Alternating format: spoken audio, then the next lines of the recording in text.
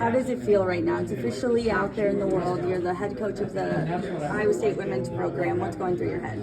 Oh, a little bit of everything. But like Jamie said, the last 2 weeks have been a little crazy. But to me, it's just a no-brainer. Even when that thought came up about potentially adding women's wrestling, obviously you hear rumors and stuff like that. But to me, it was like, you don't even have to tell me what it involves. Yes, I will do this and I will love it and we'll kill it, you know?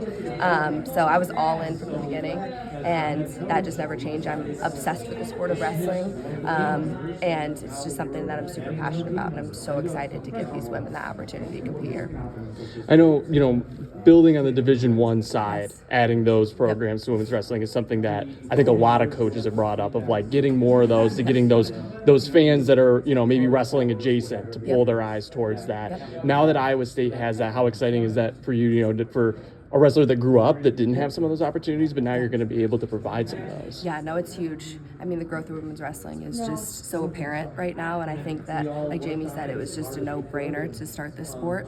And just in the state of Iowa in general, it's such a rich history of wrestling. We love wrestling here, and then you see the women's wrestling, like state championships, for example, over in Extreme Arena, how packed it was. I want to say it was sold out for the finals, which is unbelievable. But the support behind the sport and the support here at Iowa State University is unmatched.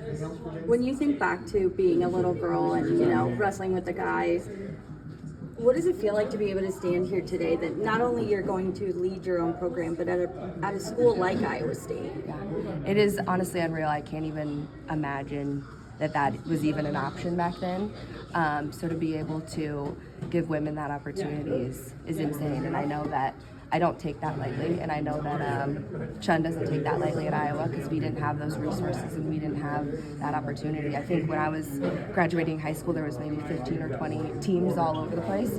So just the growth is insane, and these women, I know that wrestling builds character like no other sport does, and it teaches women how to work hard and do the right things, and the discipline and the confidence that it gives women. It gives men that too, but it gives women something even more. And so whether they're the best wrestlers in life, they go on to be Olympic champions or whatnot, I think the values that wrestling gives a young woman is huge, and that's something they'll be able to take throughout their entire lives.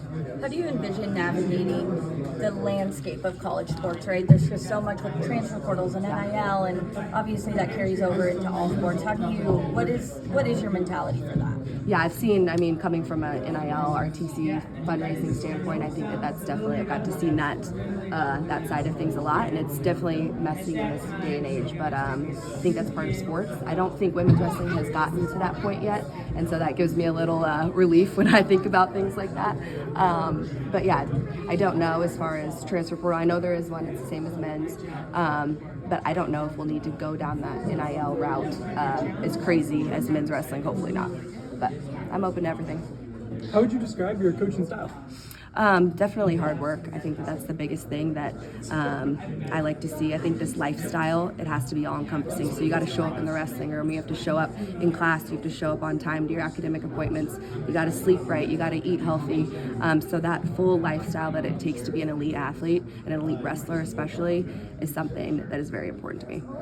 In terms of the roster going forward, I'm sure 2 weeks in now at this point, right? I'm sure those are the things you're still figuring out. But when you think of some of the people you would like to add to this roster, is it one of those things where you'll look towards wrestlers who have maybe 3-4 years that you could start to build that foundation with? Is it just going to be, hey, we just need to get our 30, get our thing, or what are some of those types of things you'll look at in terms of I think definitely slow playing that a little bit. Definitely getting good transfers in. I think that'll be huge. And then, if you go 30 right off the bat, year 2, you don't have any roster room left. You know what I mean? So I think being smart and strategic is a huge thing that Dresser will help me with, just because he's done it for so many. And that 30-man roster definitely puts a change on things. Obviously, you want to bring anyone and everyone in, because there's so many talented young women out there. But being strategic about your years and how many people you can bring in is going to be really important. Do you think if, I'm sure you'll be now hitting the recruiting trail, right? Yeah. Let's next pitch. Weekend, we're going to Vegas. Right. So when it comes to that, do you envision perhaps this 2026-2027 season being like, if you got some, some talent and that commits, maybe looking to do those unattached things, when that time comes, probably? Yep. I told Kyle here that we'll bring red shirts in. We'll be super specific about that, but they can wrestle at all open tournaments. And then obviously all U.S. USA Wrestling tournaments too, make the U17, U20 world teams still. So I think that just bringing them, getting them here, those right athletes, and then hitting the ground running from there. Can you give us an idea of what you anticipate the schedule looking like? Oh gosh, I haven't even thought about that.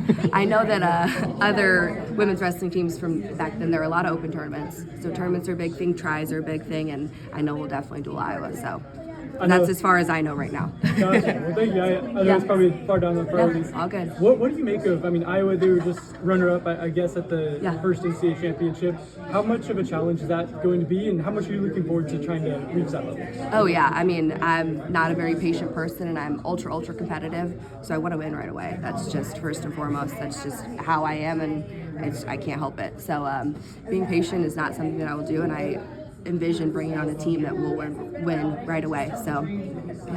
What was the experience like? Because I was like totally even unaware that you were on staff, like working with Dresser. Yeah. What was that role for you again? I was the director of donor relations for the RTC. Okay, so gotcha. A little bit of everything. I Sure. always just joke that I just did whatever Dresser tells me to do.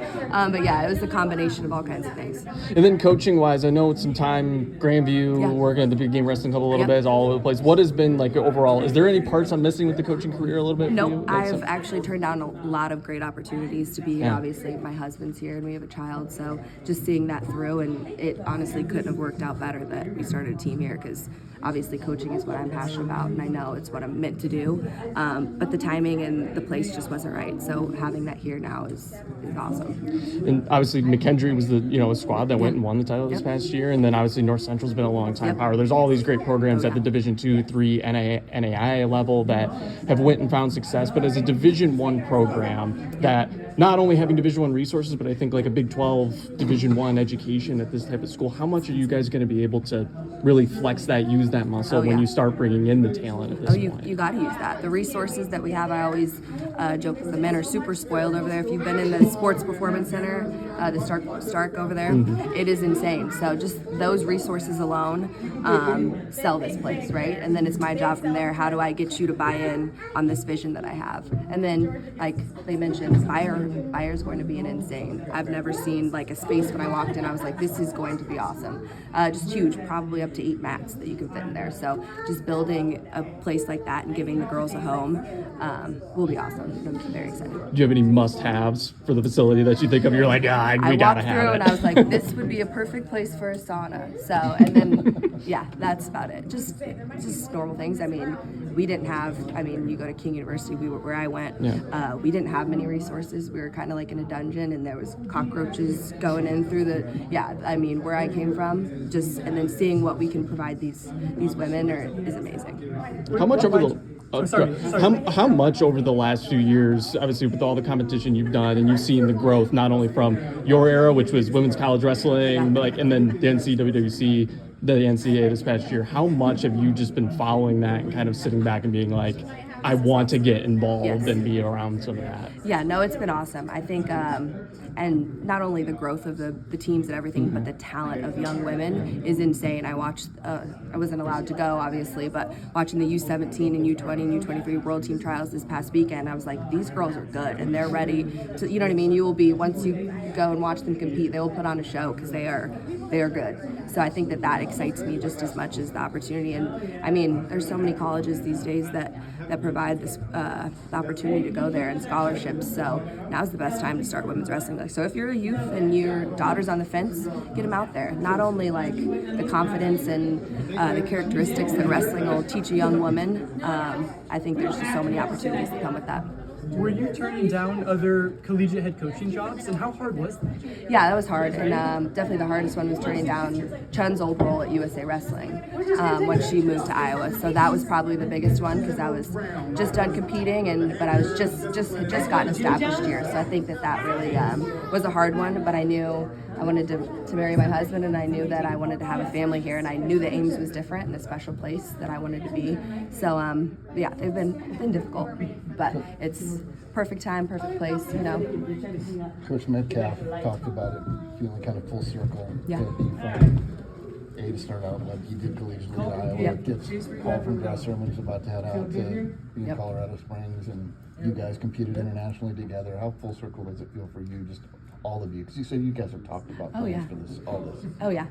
I mean, me and Brent, like you mentioned, in 2013, 14, and 15, we were on the USA World team together. So being able to, we weren't friends back then, but because they were guys and girls were a little separate. Yeah, I wasn't mean. He was the one that was the tough guy, and was just like, remember how he competed. So he wasn't very approachable. But no, it is full circle, and I know that just being able to give women that opportunity and be able to compete here at Iowa State is just unreal. Do you have a crazy road trip memory with him? Like, because you go to some interesting places to compete.